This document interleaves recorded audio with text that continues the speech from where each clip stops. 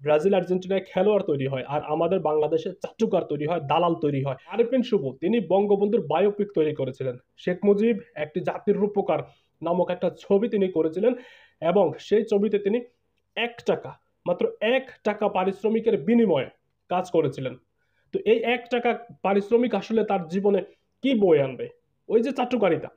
মানে যখন আপনি শেখ হাসিনার মন জয় করবেন, আওয়ামী লীগের মন জয় করবেন, তখন এই 1 টাকা কয়েক কোটি টাকাতে রূপান্তরিত হবে, যেটা আসলে আরিফিন শুভর মতো ক্যারেক্টার অথবা আরিফিন শুভর মতো অভিনেতা, তাদের পক্ষে কিন্তু ওই পারিশ্রমিকটা নেওয়া কখনোই সম্ভব না। আরিফিন শুভকে বঙ্গবন্ধু চরিত্রে অভিনয় করার প্রতিদান স্বরূপ সংরক্ষিত কোটায় রাজুকের 10 কাঠার একটি প্লট বরাদ্দ করা হয়েছিল।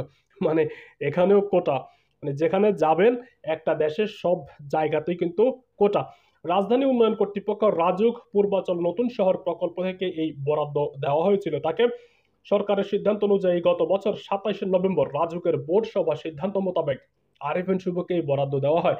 এখন যখন আওয়ামী লীগের সবকিছু আসলে বাজেয়াপ্ত করা হচ্ছে এবং আওয়ামী লীগের বাড়ি ঘর ভাঙচুর করা হচ্ছে, যেখানে বঙ্গবন্ধুর ধানমন্ডির 32 নম্বর বাড়িটাও কিন্তু আসলে রক্ষা পায়নি, সেক্ষেত্রে প্রশ্ন উঠছে যে আরিফিন শুভর এই চাটুকারিতার ফসল, যে 10 কাঠা প্লট, সেটা আসলে তার কাছে থাকবে কিনা, অথবা তার কাছ থেকে এটা ছিনিয়ে নেওয়া হবে কিনা। ইতিমধ্যে সংস্কৃতি মহলের বেশ কয়েকজন অভিনেতা এবং তাদের জায়গা থেকে তারা বলছেন যে আরিফিন শুভকে বরাদ্দকৃত এই 10 কাঠা যে প্লট আসলে তাকে দেওয়া হয়েছে, এই প্লটটা তাকে ফিরিয়ে দেওয়ার জন্য, এবং বলছেন যে এটা কর্তৃপক্ষের কাছে হস্তান্তর করার জন্য। এবং নেটিজেনরা বলছেন শুভর উচিত এই জমি সরকারকে ফিরিয়ে দেওয়া, মানে বর্তমানে অন্তর্বর্তীকালীন যে সরকার আছেন সেই সরকারকে ফিরিয়ে দেওয়া। রাজুক পূর্বাচল নতুন শহর প্রকল্পের পরিচালক মোহাম্মদ মনিরুল হকের সঙ্গে মুঠোফোনে যোগাযোগ করা হলে তিনি এই বিষয়ে কোনো মন্তব্য করতে রাজি হননি। কারণ রাজি না হওয়ার একটা কারণ হচ্ছে রাজুকের কর্মকর্তা যারা আছেন তারা কিন্তু সরকারি কর্মকর্তা, আর এই নেতা নেত্রী অভিনেত্রী এরা যারা আছে এরা হচ্ছে আপনার দেখবেন যখন সময় পরিবর্তন হয়, পালা পরিবর্তন হয়, যেই দিকে হাওয়া বসে তারা কিন্তু সেই দিকে যায়।